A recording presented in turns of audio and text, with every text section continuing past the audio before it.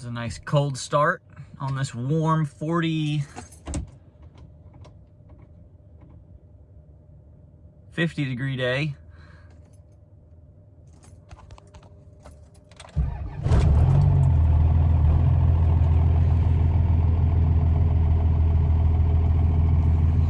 So I'm turning the truck around right now because it is a gorgeous day out right now. It's like 45, almost 50 degrees.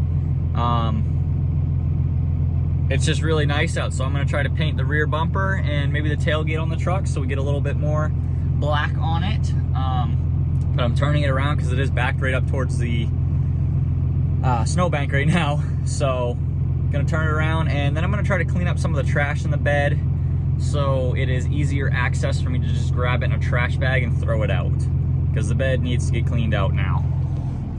Because now all the snow is melted, so it's just a bunch of trash in the bag. So cleaning the bed out. So far I found a TV, the old tail lights, and a lot of bottles. Lots and lots of cans and bottles. So there ended up being a lot of trash in there. All of those bags up front, aside from this one, I think there's like 6 bags. Those are all cans and bottles. So I'll send those to the redemption center here soon. Then there's just this mess, but it's getting ready to rain. Like it says in the next hour, it's gonna start pouring. So I think I'm gonna take what I have done and I put everything in bags pretty much for the most part. Like some of these bigger things, I'm just gonna throw them back in the bed, and then here soon I can just huck the bags at the dump and go from there. But I'm at least happy that I got everything organized and kind of situated so it's not all just dropped in the bed. I did just make a run to the dump. Still trash in here, but I just got rid of like 5 trash bags, so we're doing pretty good. I think I can fit all of this pretty much into 1 more trash bag, maybe 2. And yeah, and then it's gonna be fully cleaned out, but that's already way better than it was before. So, and then we got all the cans. I'll take those probably next week. And then I don't really know what I'm doing with the door panels yet. I guess I'm gonna see if somebody wants some. Otherwise I gotta find a different way to get rid of them. So I've been thinking nonstop about the exhaust brake since I got this truck. I really want it to work. So I started looking into it. There's really not a lot going on with the system. So basically, there's the wires right here. I did cut them, so that's why they're kind of snipped right here. Basically, they go to the switch on the shifter. They come back out. They go to this little solenoid. So I took off the wires, put them directly to power, so I could hear the solenoid click. So I know the solenoid's healthy. And then I checked all of these vacuum lines, and I know the vacuum lines are all healthy because they're not cracked or anything. And down here, this is literally strictly open and closed by vacuum. So everything up to the exhaust brake itself is healthy. So I figured, the kid before me said he hadn't used it for like 3 years. Actually, the kid before me owned the truck for 3 years, said it never worked when he had it. So I'm thinking the guy before him didn't use it enough, so it got stuck. Then the kid never messed with it, so I sprayed the crap out of it last night with PB Blaster. Let it sit for a little bit, and I've been tapping on it all morning.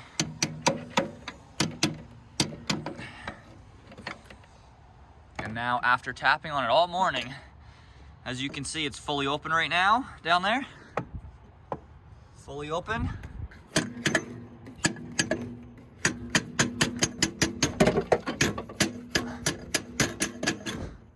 Now, after me tapping on it with a pipe for a minute, I'm not gonna go all the way in because I'm holding the camera, but now you can see it's almost all the way in. And then I take this little pry bar and I can push it back out. So it is slowly freeing up. So I'm gonna keep doing that and keep coating it with PB Blaster and WD-40 until it's nice and free, and then we should have the exhaust brake back. Since I've been messing with it, I kind of touched a couple other things just to check in. Basically, I have like no vacuum on the truck. I have enough, like 4-wheel drive works, because 4-wheel drive is vacuum activated on this vehicle. 4-wheel drive still works. And honestly, I can't tell if I just didn't notice this entire time or if it's recent, but the heat only blows out of my defrost on the truck. It will not come out any other vents. It's hot and I can change the speeds of it, but like I can't put it on my feet or my hands or whatever. It only is on defrost, which is another sign on these trucks that you've got a vacuum leak. So That's another reason that I can't get the exhaust brake to even try to power, because there's no vacuum going to that solenoid or whatever over there. So I gotta fix that as well. I went right to the vacuum pump on the truck though when I pulled the thing off, and there's plenty of vacuum. So I think I'm just gonna start replacing some of the vacuum lines and whatnot, because I think they're just cracked and dirty, maybe clogged along the way, I'm not sure. But we gotta chase vacuum stuff now, I guess. So I gotta jump start the truck this morning. Not sure what I've been doing wrong, but the batteries are dead. So either they're just getting tired, or it's because I'm leaving something on. The only thing that I know that stays on overnight though is my radar detector, and that should not be enough power to draw from the truck. So I don't know. I'm gonna try to unplug it, I guess, but the batteries might just be getting kind of soggy and tired in it. I'm not sure how long they've been in there, so there's a chance that it might need new batteries here soon.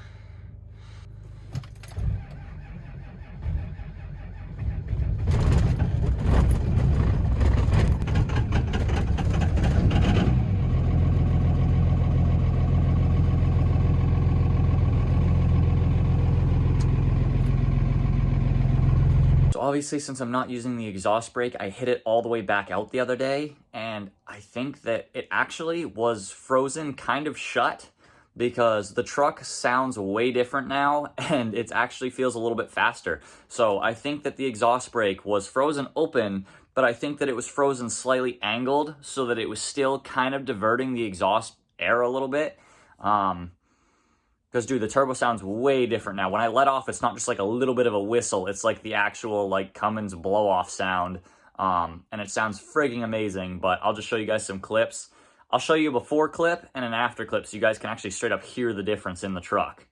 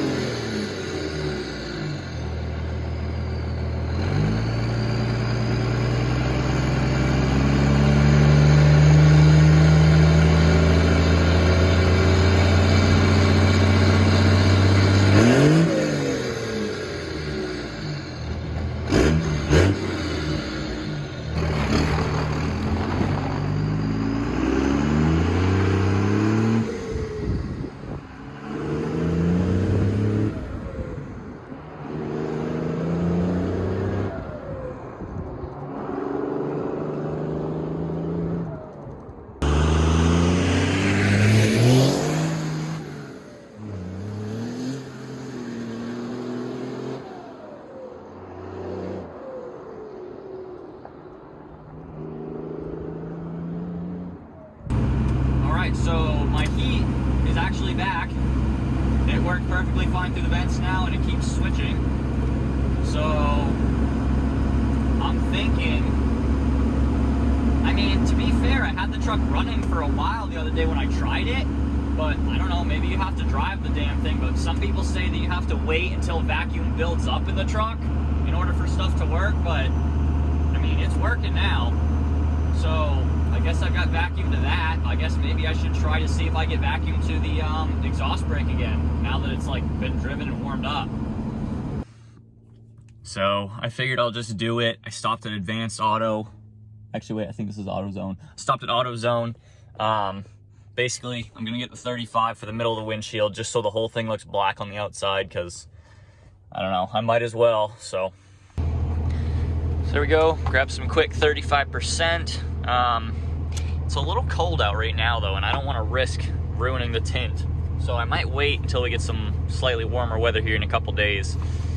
But if you guys don't remember, my single cab and my Suburban had the same setup going on, 5% all the way around, and then top strip, bottom strip 5%, and 35 in the middle.